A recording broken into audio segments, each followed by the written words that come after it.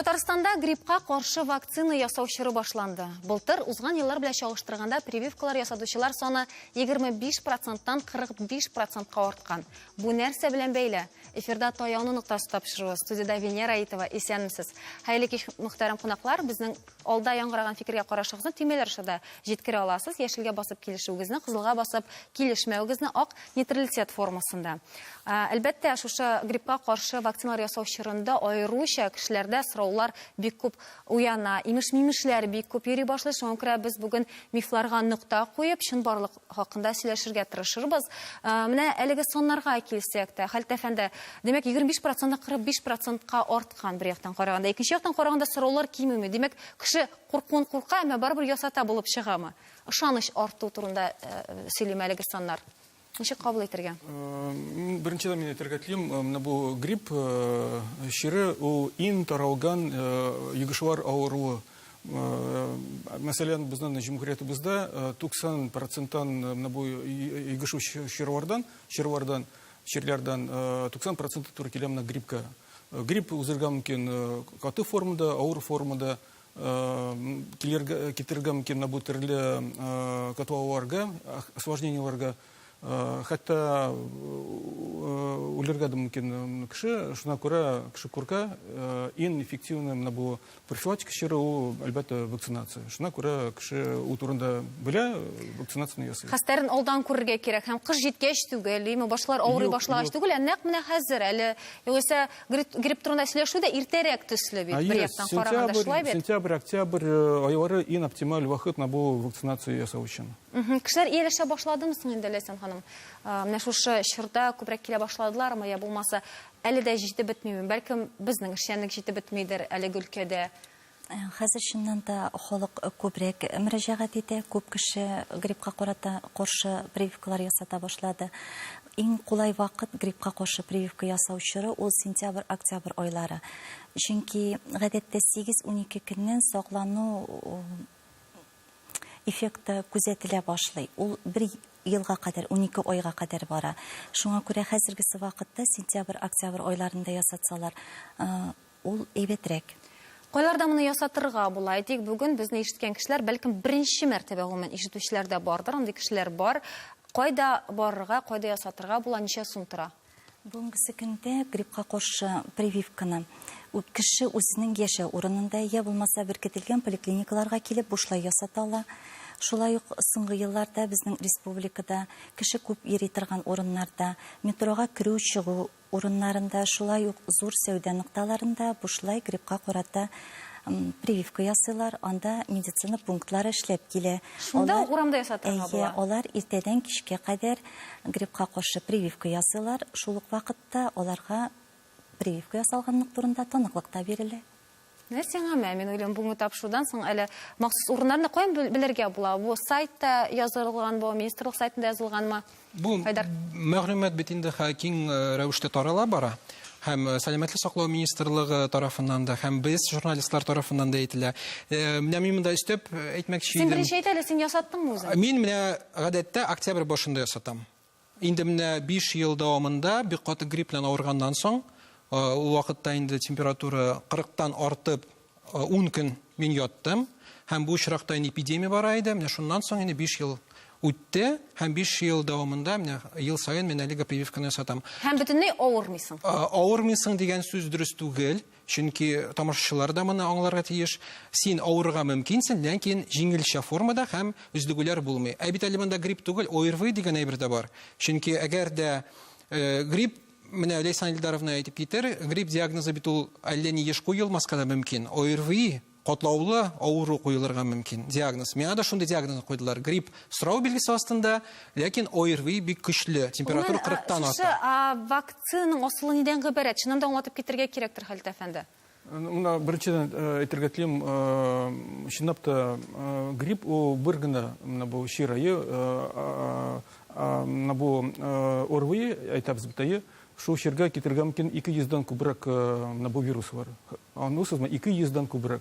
Шуңа күрә симптомнар монда температура күтәрелсә дә, ютәл башланса да, ул бит грипп кына булырга мөмкин түгел, башка да ОРВИ булырга мөмкин.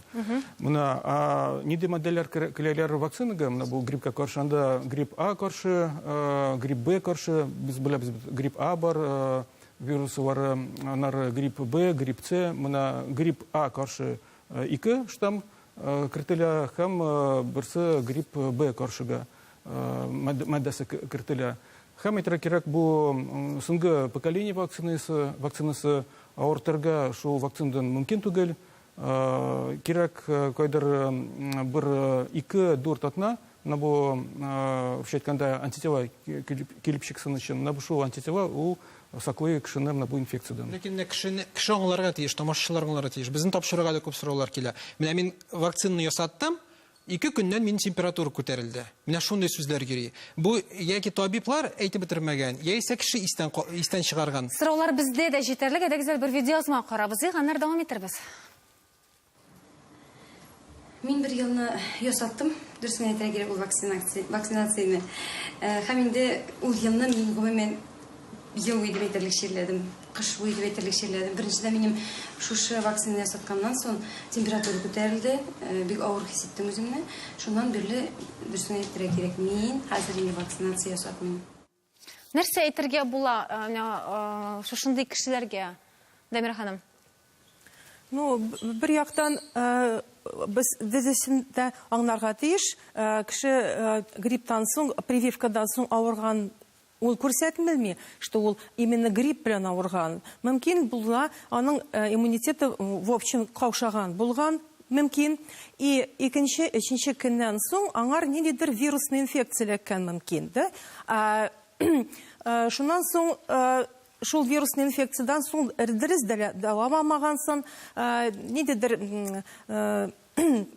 ашаулыкларны дөрес ашламаса, стресслар күбәя булса, Сәбәпләр бик күп димәк. Сәбәпләр бик күп. Икенче вируслар белән дә авырырга. Потому что без дөресен әйткәндә, менә инфекционистлар безгә әйтте, что без ясыйбыз прививка чисто вирус, грипп каршысына гына. Ләйсән ханым, нәрсә әйтерсез менә Нурзәдәгә танылган җырчы? Әлбәттә, бөтен кешендә грипп, бер кешендә жәлләми, кем булуына карамастан, Грипп ул гомумән 100% ул читән саклый дигән, вакцина 100% ул читән саклый дигән сүз түгел. Әйтеп үткәнебезчә, ул чыннан да эзлегүләр булмасын өчен кирәк. Күп кешеләр бит хроник авыртулар белән ширлиләр, бронхиаль астма, шикәр диабеты белән, хроник авырулар белән интегүчеләр күп. Шуңа күрә ул кешеләргә үзләре өчен бигрәк тә ясау кирәк ул прививканы. Ә менә шунда әйтеп уздыгыз сез, гриппның да төрләре була дип. Менә әйтик, бу елда алдан белеп буламы, нинди грипп килә, нинди гриппка каршы ясатыла бу ел? Бармы андый мәгълүматлар? Андый Хәлтәфәнде, кайсыгыз җавап бирсәгез дә ярый? Организация здравоохранения безнең бар. Ул инде шундый резюме кыла, значит, ближневосточный республикаларда, дальний Средней Азияларның вируслары күбәя башлагач, март айыннан уже чутлыйлар, нинди перспективе, нинди тип вирусы киләчәк. Ул прогноз шундый салынла. И шуңа карата Всемирная организация здравоохранения рекомендации бирә, значит, фән эшлекләренә, ниндидер институтларга нинди форма вирусны кертергә киләче елның прививочный процесска, шулай әйтер була. Һәм быелгысында әлегә әйтә аласызмы? Юарда нинди грипп белән без Очрашабыз. У грипп А, на бу штамм H1, N1, һәм H3N2 на бу грипп А, һәм грипп Б. Бу демәк күбрәк менә гади халыкка аңлашылышлы булсын өчен нәрсәгә күбрәк бәрә торган? Кайчакта була анда борынга, ютәлгә, үпкәгә бәрә торганнар була. Икесе дә менә грипп А да, грипп Б да клиник яктан аермасы бик зур түгел. Без беләбез, менә бу булды дунгыз гриппы 2009 елда, 15 елда, менә бу соңгы елларда иң куркыныч гриппы булды, чөнки күп очракларда менә бу авыр формада узды, хәтта менә бу шундый фаталь очракларда күрдебез. Шуңа күрә бу иң куркыныч грипп, дунгыз гриппы. Ләкин әйтәм, тагын кабатлап, менә бу грипп А, H1N1, H3N2 штаммнары һәм грипп Б иң еш очрый торган грипп күзәтелә безнең территориядә генә түгел, бөтен дөнья күләмендә. Шуңа күрә бөтен вакцинага бу шул иш штаммы кертелә инде. Энҗе, рәхмәт, килешмәдегез. Мин килешмәдем. Гомумән монда табиблар, алар күбрәк гади халык, поликлиникада эшләүчеләр, гади халык белән эшлиләр. Коллега әйтте, онкология белән мәсәлән авыртучылар үз-үзен саклар өчен ясатсыннар иде. Мин шул белән килешмәдем, шуңа кызыл тимәгә баскан идем. Мин эшлим авырту балалар белән. Аена минем кулдан 200 бала уза, аутизм, ДЦП, онкология белән авыртучылар яки сөйләшә алмаучы балалар. Һәм мин гомумән мөрәҗәгать итәр идем табибларга. Табиблар өйрәнсеннәр иде, бигрәк тә поликлиникада утыручыларга мөмкинлек булсын иде. Алар бит гел эшлиләр, аларның мөмкинлеге юк хәтта укырга да. Мөмкинлек булсын иде өйрәнергә. Нәрсә ул иммун системасы? Нинди лабораторный показательләр бар, иммун системасын күрсәтә торган. Җибәрәләрме гади альфа-ник фактор некрозы опухоли, интерлейкиннар бирергә җибәрәләрме пациентларны, балаларны прививка ясатыр алдыннан. Белсеннәр иде, нәрсә аркылы уза һәрбер вакцина. Бауырның шундый этаплары бар, детокс этаплары дип атала. Һәрбер вакцинаны бауыр аркылы уздыра. Һәр организм, бала организмы, олы организмы булсынмы. Һәм табиблар тикшермиләр, белмиләр, өйрәнергә вакытлары юк. Нинди этапта, нинди лабораторный показательләр белән карап була. Бу балага ярыймы вакцина ясарга хәзерге моментта? Мин вакцинага каршы түгел. Әмма мин каршы тикшермичә, бигрәк тә берәр проблемалар булган балага вакцина ясатудан. Шулпан ханым, тикшермичә эшләү мөмкинме гомумән? Мондый хәл булырга мөмкинме? Мин тикшермичә балаларга прививка ясыйлар дигән фикер белән гомумән килешмәс идем. Потому что балага прививка ясаганда ул бит врач, шул балалар табибы үз өстенә шуның хәтле ответственность ала, ул аның өчен җавап бирә. Бу зур җаваплы. Балалар зур буенча җаваплы, гомумән аерым әйе, сөйләшергә кирәк. әйе. Менә әлеге сорауларга җавапны без ишетербез рекламадан соң. Бездән аерылмагыз.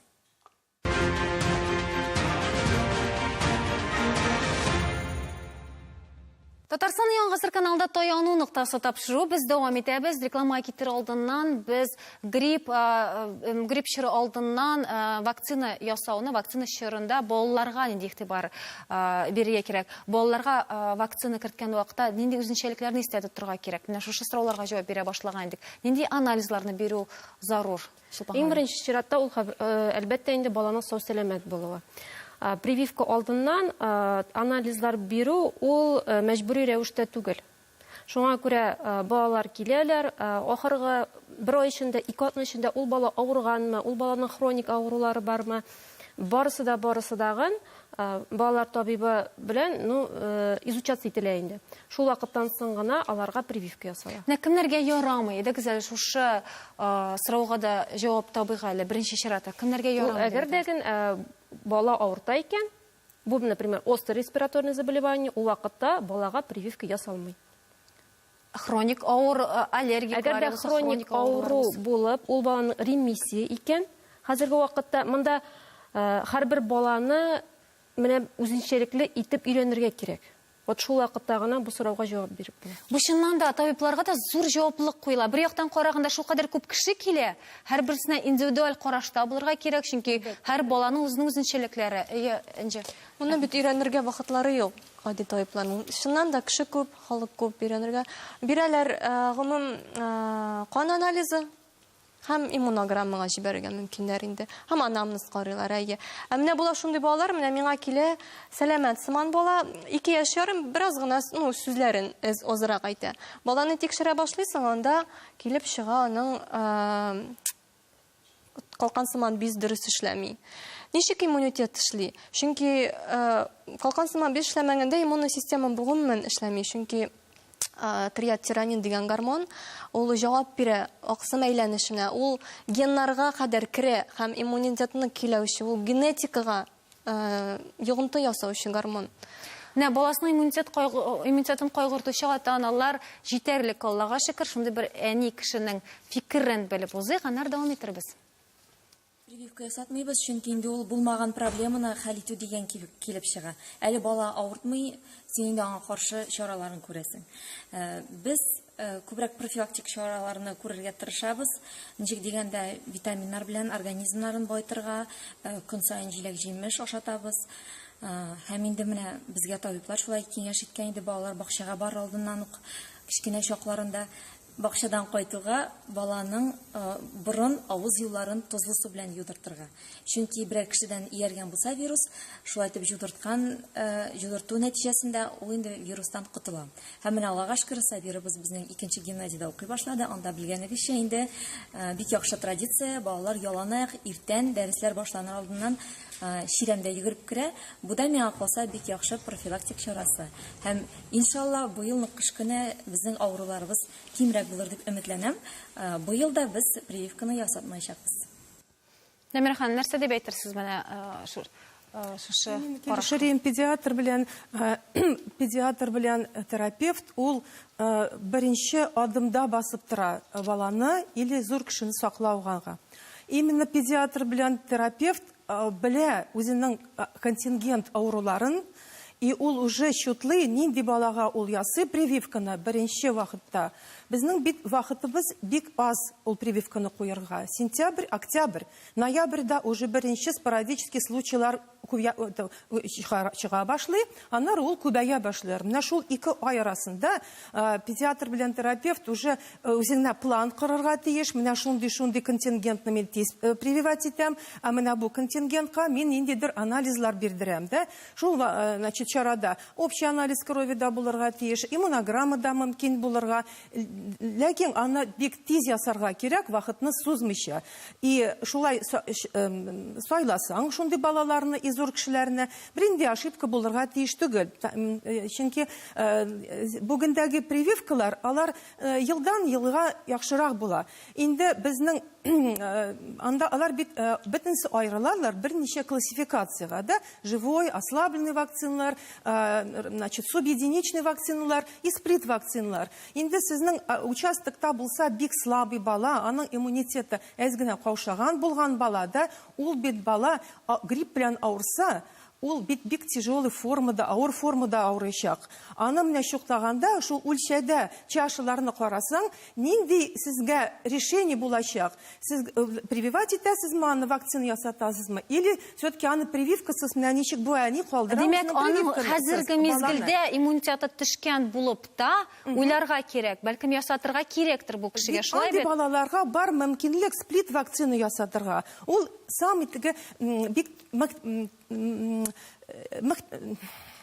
бик пөхтәләп ясалган прививкалар, импортный прививкалар, ваксигрип, демәк, бигривак, флюорикс дигән прививкалар, аларның токсиннар да бетергән, анда күкәй аксымы да алынган, анда антибиотик практически юк. Менә шундый прививкаларны прогноз буенча мөмкинлек шундый балаларга рекомендовать итәргә. Рәхмәт бик зур. Чулпан ханым, менә еш кына ишетергә туры килә, 1 яшькә кадәр гомумән ясатмаска дигән сүзләр йөрийме балаларга карата? Нәрсә әйтерсез? 1 яшькә хәтле әгәр дәгән гаиләдә әтисе, әнисе икән, мәктәпкә или балалар бакчасына йөрми торган балалары юк икән, ясатмаска мөмкин.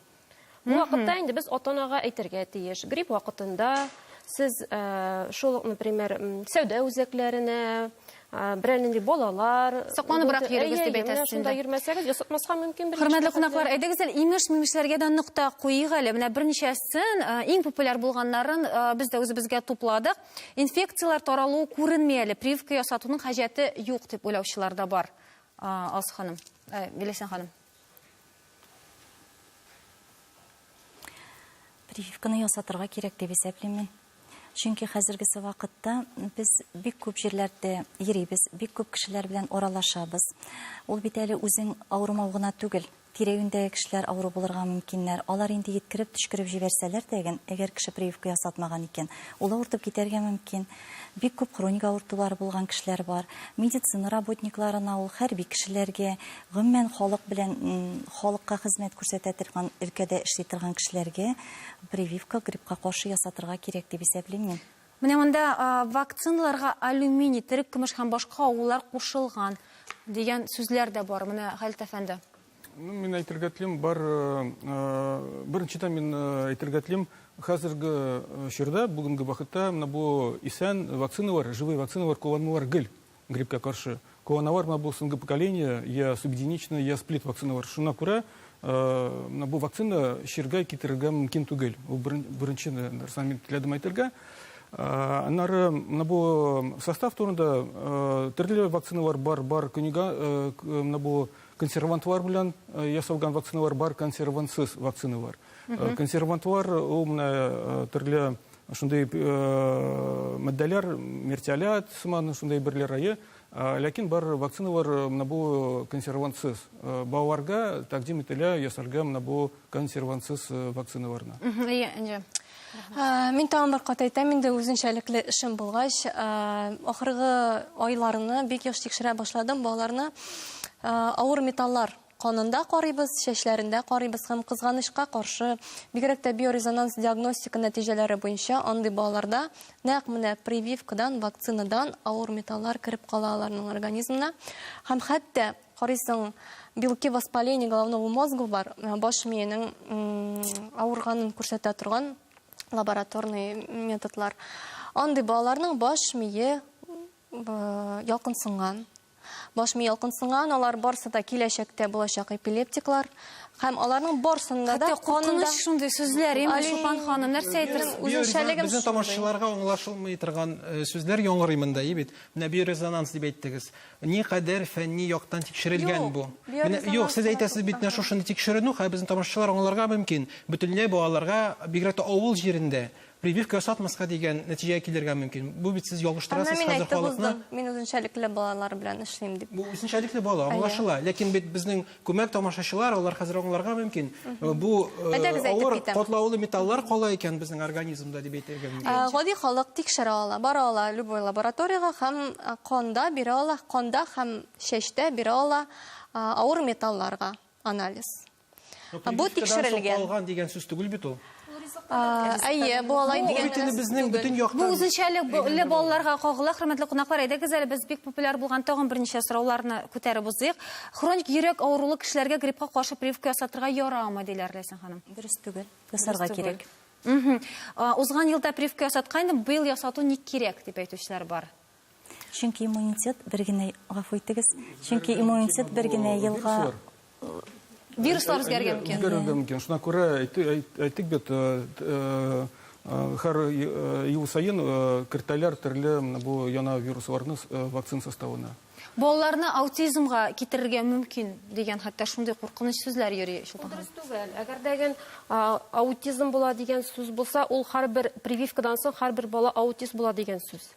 Бу инде баланың прививка ясар алдыннан сау сәламәт булмаганы күрсәтә. То есть, менә ул баланы кызганычка каршы шунлап та, может быть, обследовать итмәгәннәрдер. Менә шушы бу монда вакцина гына түгел, менә ул грипп белән авырган булса, грипп та аны аутист итеп калдырырга мөмкин. Шулпан ханым, менә шикләнгән кешеләр барымы? Менә шикләнә алдан ук. Ясарга кирәкме андый кешеләргә? Шикләнә, без бит шуңа да табиблар алар белән утырабыз. Безнең эшебез аларга аңлатырга. Менә шулай чашы дип әйттек бит инде, без аларга аңлатырга тиеш. Һәрбер кешегә индивидуаль карашта. Грипп чорында авырмауда нәрсә таяну тасы булырга тиеш Ләйсән ханым? Баланың сәламәтлеге. Хәлит әфәнде. Ин профилактика чиры на бу вакцинация. И тагын әйтергә телим, вакцинацияны кирәк ясарга сау сәламәт кешегә генә. Тагын әйтергә телим, бар төрле категориялар, менә әйтәләр русча әйткәндә группа риска, балалар менә бу 1-2 яшьтә, олы яшьтә кешеләр 65 яшьтән, аннары бу хроник үпкә чирләре кешеләре, хроник йөрәк һәм кан тамырлары чирләре, диабет чирләре белән кешеләр аларга бик мөһим ясарга бу вакцинаны. Ләйсән ханым. Миндә Хәлит Сабановичның фикере белән килешәм. Чыннан да хроник авыртулары булган кешеләргә беренче чиратта прививка ясарга кирәк грипптан. Шулай ук авырлы хатыннарга да беренче 3 айлыкта без рөхсәт итмибез ясарга, калган 2-3 триместрда аларга да гриппка каршы прививка ясарга кирәк дип исәплибез. Хәтта аларга да ясарга кирәк. Мин уйлыйм, бүген тамашачылар үзләренә күп кенә файдалы мәгълүматлар алганнардыр дип ышанасы килә. Һәм әле өлгерәсез, хөрмәтле тамашачылар, сентябрь ayında, октябрь ayında әле өлгерәсез. Шуңа күрә алдан хәстәрен күрегез дигән теләктә. Сау булашабыз, исән-имин булыгыз.